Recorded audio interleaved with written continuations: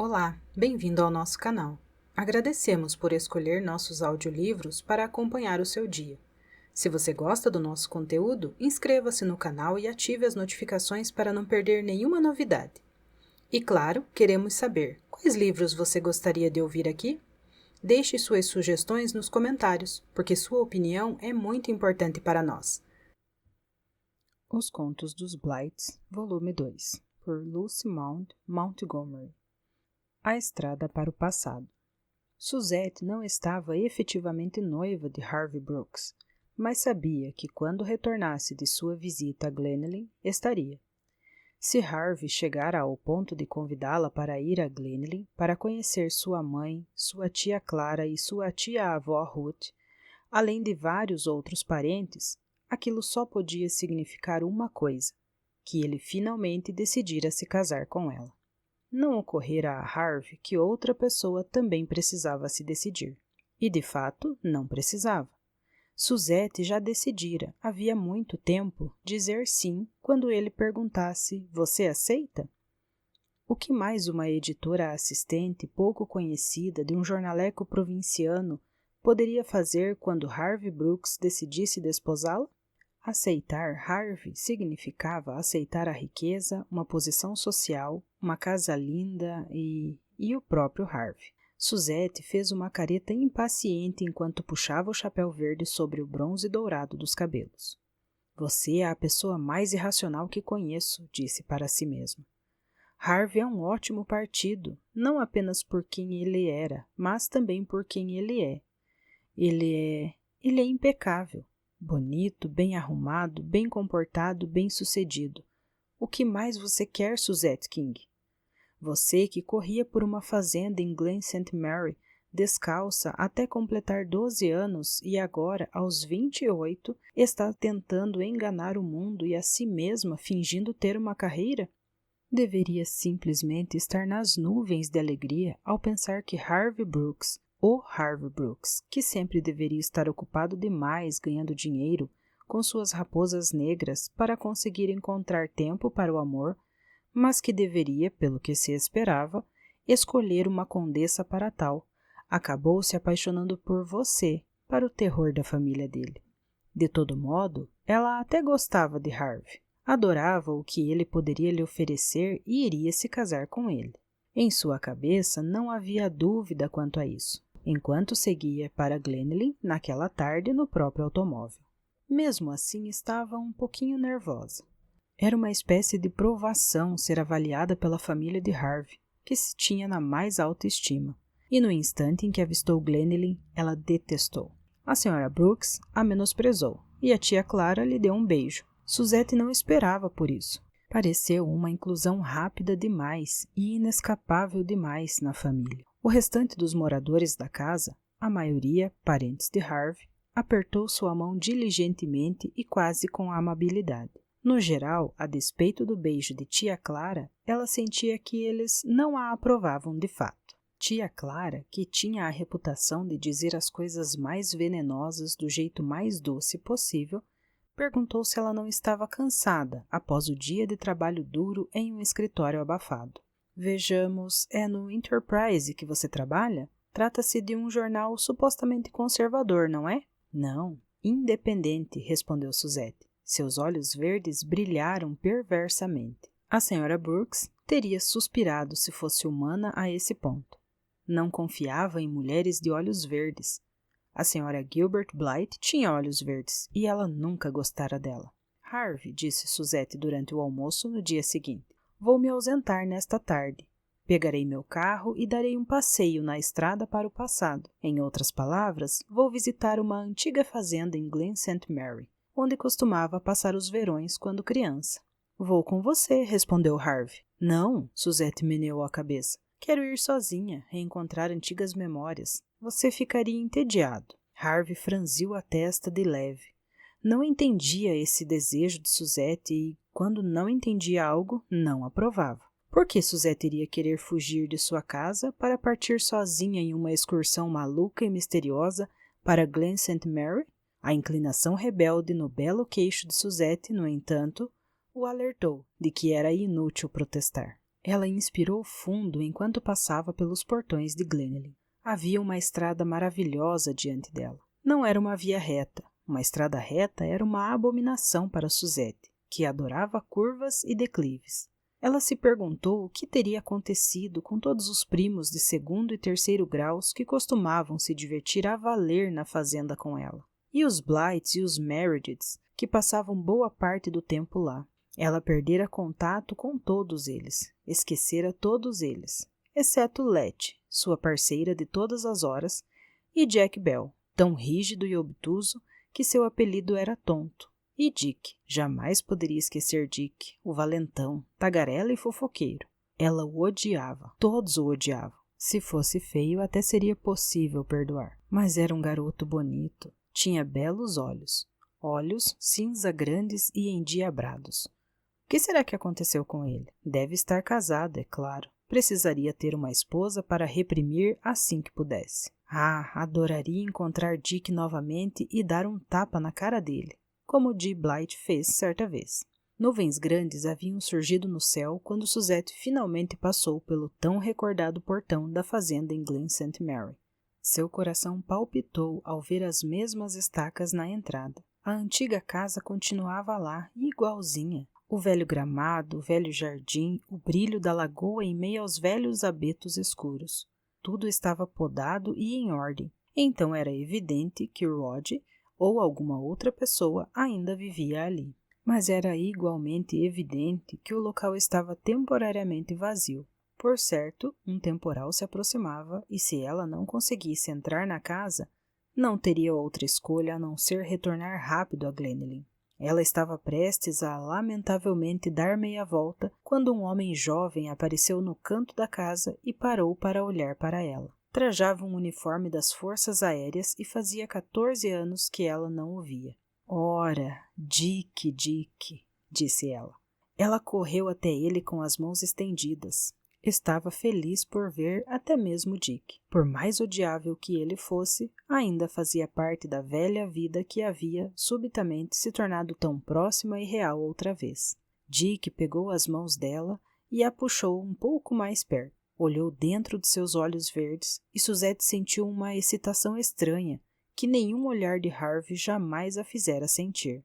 Deve ser Suzette King, disse Dick lentamente. Ninguém mais teria esses olhos. Sempre me fizeram pensar nos da senhora Blight. Sim, sou a Suzette. Estou hospedada em Glenelyn, a residência de verão dos Brooks, você sabe. Sim, eu sei. Todos conhecem Glenelyn. Ele parecia ter se esquecido de soltar as mãos dela. Quando descobri que era tão perto daqui, precisei vir. Acho que esperava encontrar todo o pessoal e, quem sabe, alguns dos Blights. Mas parece não haver ninguém em casa. Quem mora aqui agora? De onde você saiu, Dick? Suzette estava tagarelando simplesmente porque não sabia o que acontecera com ela e estava com medo de descobrir. Mas se lembrou de que odiava Dick. Todos odiavam Dick. E recolheu as mãos.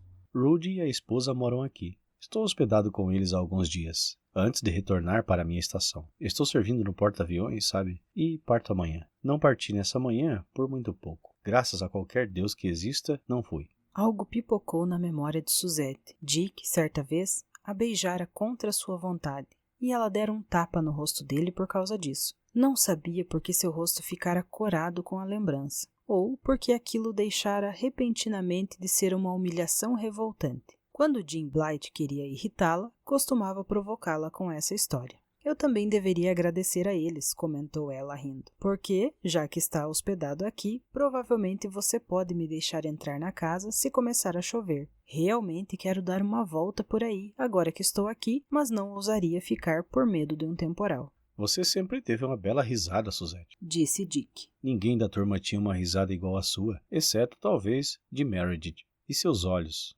De que cor são, exatamente? Nunca consegui definir. É claro que é difícil fotografar a luz cinza esverdeada das estrelas. Eu costumava pensar que se pareciam um pouco com os da senhora Gilbert Blythe. Que você detestava, pensou Suzette. Você não fazia discursos tão belos assim naquele tempo. Ao mesmo tempo, tudo parecia estar acontecendo simultaneamente naquela tarde maravilhosa. Parecia ser muito importante para Suzette que Dick soubesse que ela sempre o odiara, sempre o odiaria. Lembra-se de como costumávamos brigar? Como eu o detestava? como todos nós o detestávamos? Certamente não nos entendíamos muito bem quando éramos crianças. Admitiu Dick. Mas seja justa agora, Suzette. Eu era o único culpado? Era sim, afirmou Suzette com veemência, com muito mais veemência que o necessário. Você sempre fazia as coisas mais cruéis. Lembra-se de quando me empurrou naquele canteiro de urtigas e arruinou meu vestido de chifão cor-de-rosa? E de quando zombou das minhas sardas na frente de todos? E de quando queimou minha boneca no poste? E de quando encheu o casaco do pobre Bruno com rebarbas?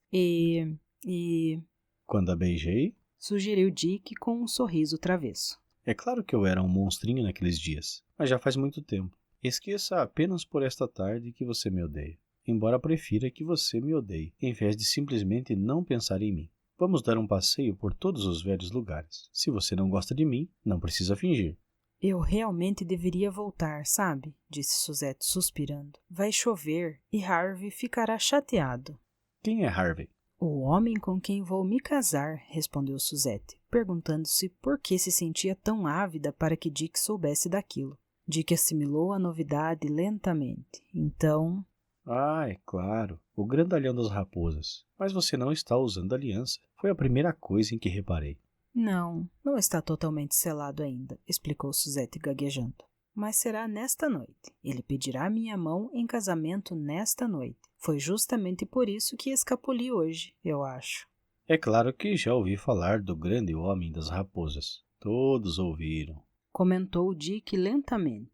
Bem, ele tem uma grande vantagem sobre mim. Mas um trabalhador dedicado pode fazer maravilhas em uma tarde, como Jim Blight costumava dizer.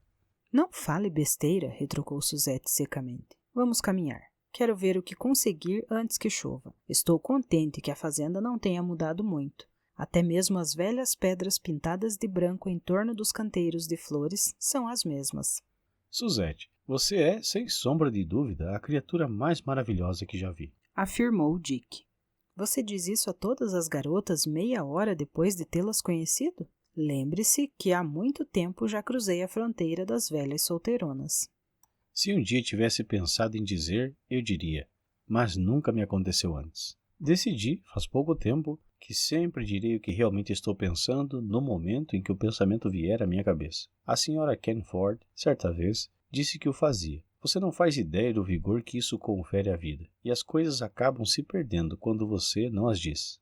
Receio que seja verdade. Suzette se perguntou o que aconteceria se dissesse tudo o que pensava, exatamente quando pensava, para Harvey. E se perguntou por que não gostava muito das referências frequentes de Dick aos Blights e aos Merediths. Ele costumava detestá-los antigamente. Além disso, não faz meia hora que a conheço. Faz anos. Somos primos de segundo grau, não somos? E velhos... inimigos. Por que eu não deveria dizer que você é maravilhosa, linda e totalmente encantadora, com cabelos da cor do sol batendo nos velhos pinheiros e olhos como aquela lagoa lá embaixo ao amanhecer e pele como uma pétala de rosa? Lembra-se da vez em que você apontou todos os meus defeitos para toda a turma? Retrucou Suzette. Você disse que meus cabelos eram como um maço de palha seca e que eu tinha os olhos de um gato e 1 milhão de sardas. Jim Blight derrubou-o no chão por causa disso. Recordou ela, sentindo gratidão por Jim Blight. Minha nossa, lá vai você novamente. Grunhiu Dick. Por que não pode deixar o passado no passado? Por que será? Perguntou-se Suzette. Por que sentia que precisava ressuscitar essas coisas? Lembrar-se de como Dick era detestável? Por que não podia se permitir esquecer nem por um segundo? Porque ele não podia ter realmente mudado. As pessoas não mudavam. Ele tinha apenas aprendido a disfarçar sua crueldade com um certo charme amistoso, graças à aparência inegavelmente bela. De repente, Suzette sentiu-se em pânico. Precisava retornar a Glenlyn antes. Bem, antes que chovesse. Você não pode, Disse Dick.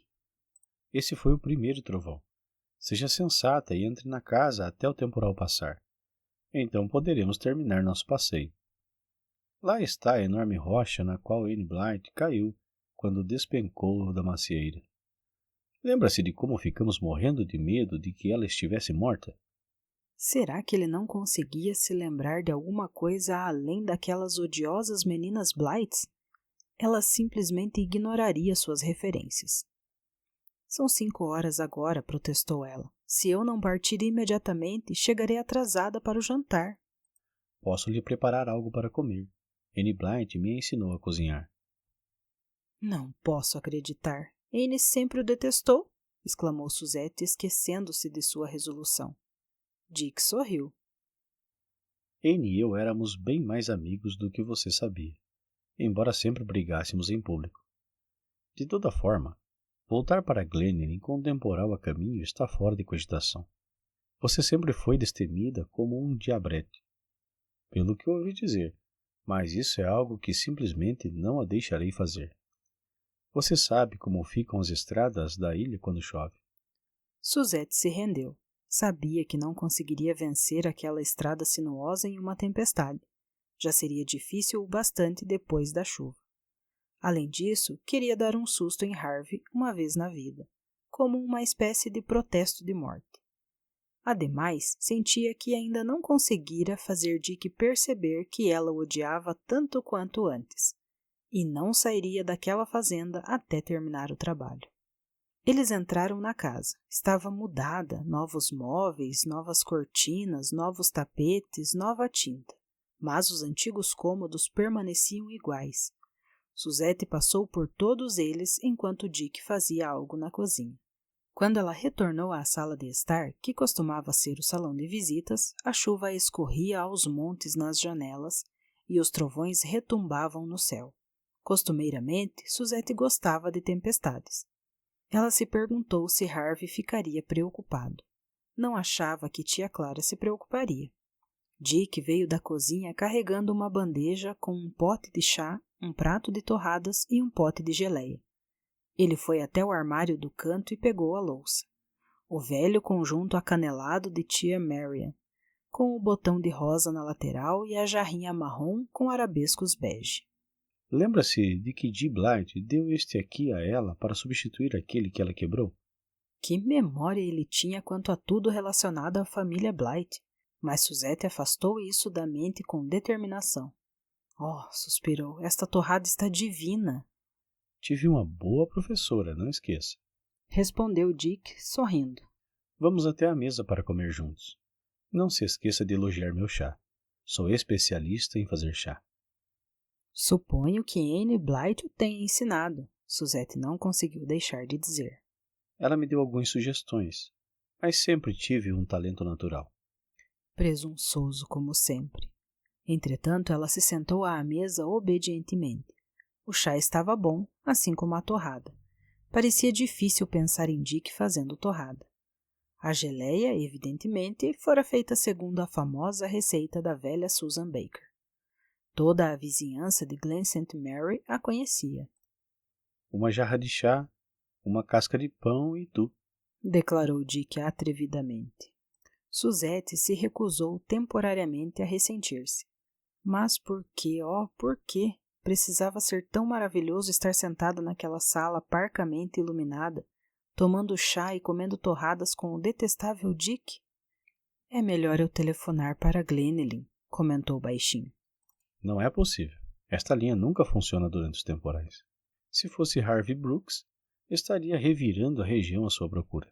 Suzette, algum pobre diabo já lhe disse que a maneira como você o encara por cima do ombro o deixa completamente enlouquecido? Supera até mesmo o famoso sorriso de Hilla Ford. Você se lembra, disse Suzette lentamente, de como quando íamos brincar de Robinson Crusoe, você não permitia que eu fosse o sexta-feira porque era menina? E eu estava certo. Como o Crusoe poderia ter um sexta-feira que o distraísse como você? Eu estava sendo racional. Lembro-me de que os Blythes concordavam comigo. Se mencionar um Blythe novamente, vou jogar aquele jarro na cabeça dele, pensou Suzette. Muito tempo depois, talvez fossem horas, meses, anos, Suzette despertou para o fato de que, embora os trovões e os relâmpagos tivessem cessado, a chuva continuava a cair a cântaros, como se pretendesse continuar por dias a fio. Ela olhou para o relógio e exclamou desesperada. 6:30! O jantar será servido em meia hora em Glenelg. Nunca conseguirei chegar até lá. Acho que não conseguiria mesmo. Concordou Dick. Tenha bom senso, Suzette. A estrada daqui estará completamente intransitável para aquele seu automóvel pequenino. Você não pode retornar nesta noite. Terá de ficar aqui. Besteira, não posso ficar aqui. Preciso telefonar. Harvey virá me buscar de alguma forma. Tente telefonar. Suzette tentou. Não houve resposta. Ficou parada por alguns instantes diante do telefone, perguntando-se por que não se importava. Eu não sei o que fazer, confessou em tom miserável. Sei que seria loucura tentar voltar com esse tempo, mas preciso estar no escritório amanhã de manhã e... E quanto ao pedido de casamento de Harvey, até lá? Indagou Dick, sorrindo. Deixe isso para lá, Suzette. Haverá outros pedidos. Eu mesmo farei um pela manhã. Serei constrangedor. Não tenho experiência alguma, mas direi o que precisa ser dito. Estive perto de pedir a mão de Jim Meredith certa vez, mas, de alguma forma, nunca tive certeza do que queria. Agora sei por quê.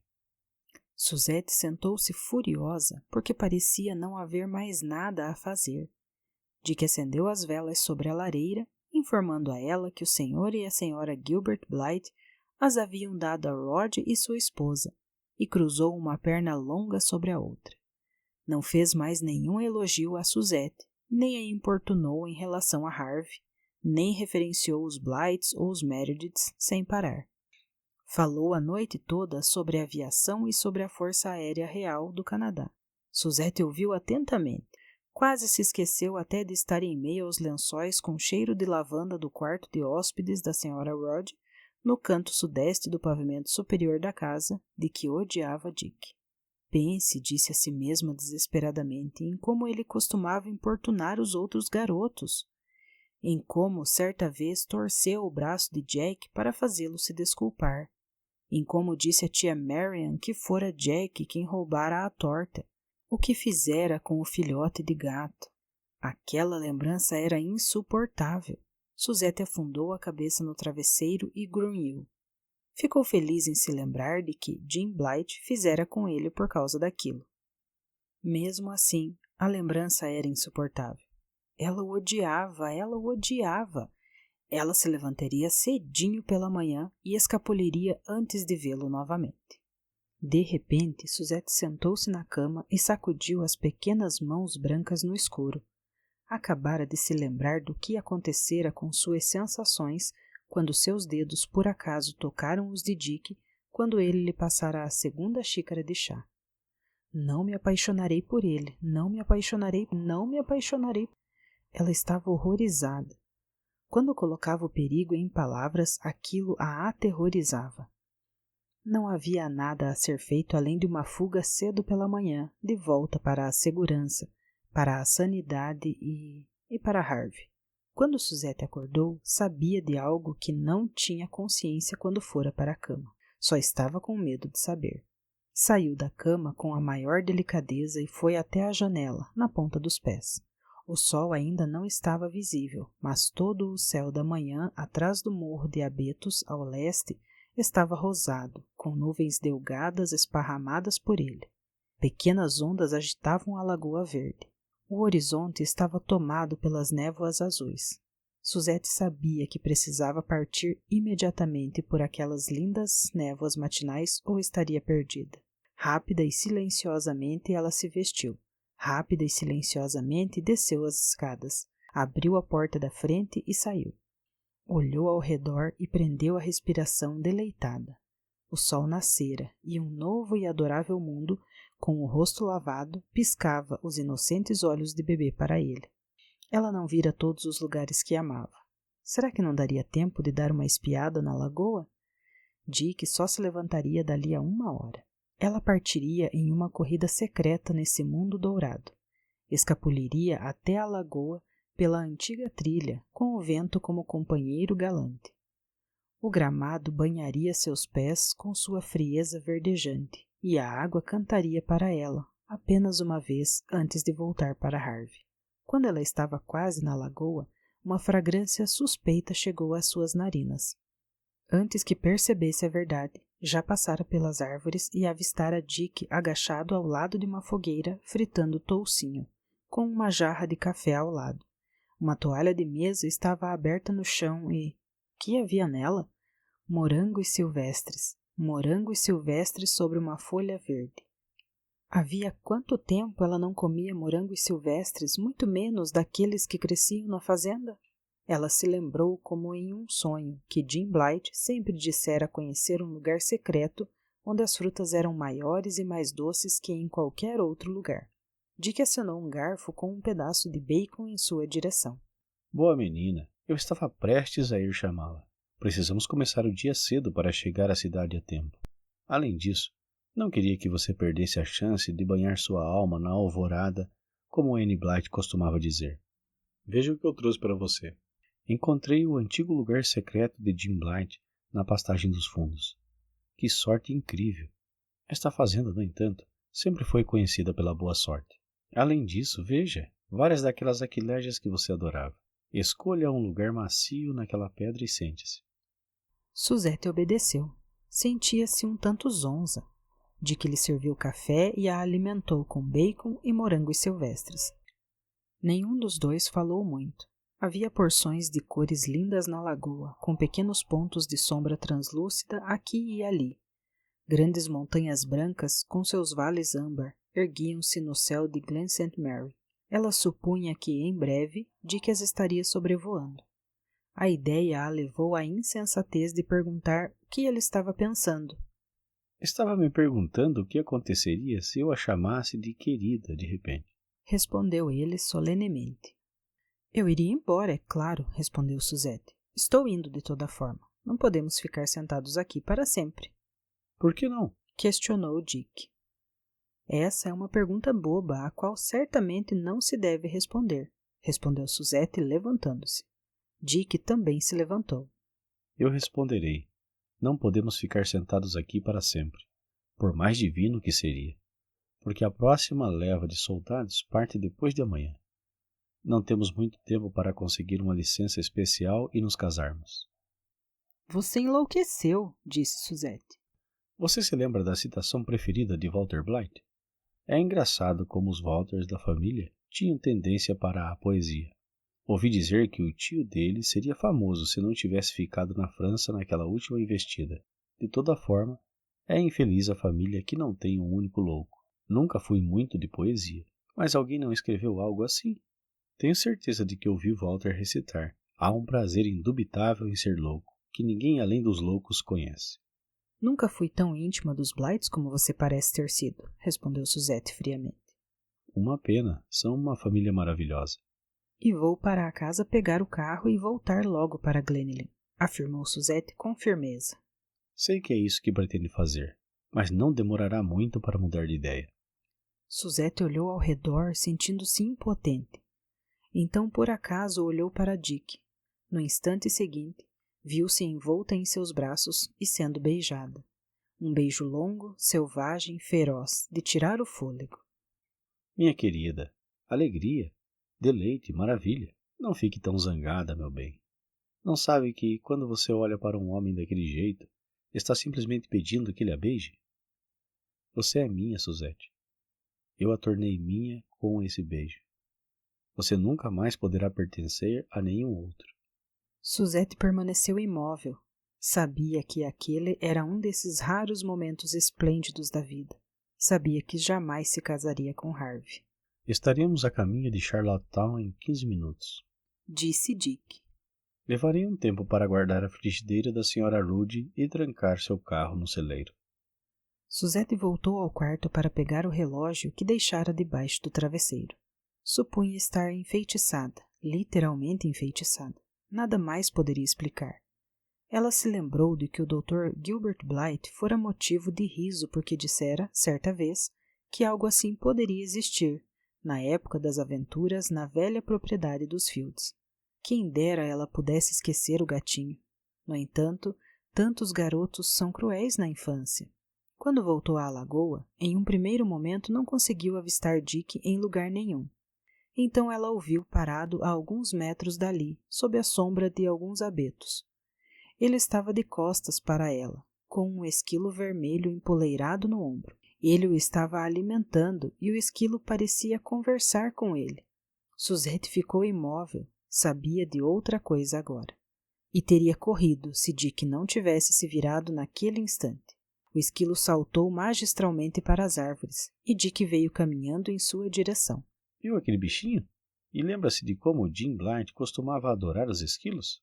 Eles também sempre foram afeiçoados a mim. Os seres de pele e de penas.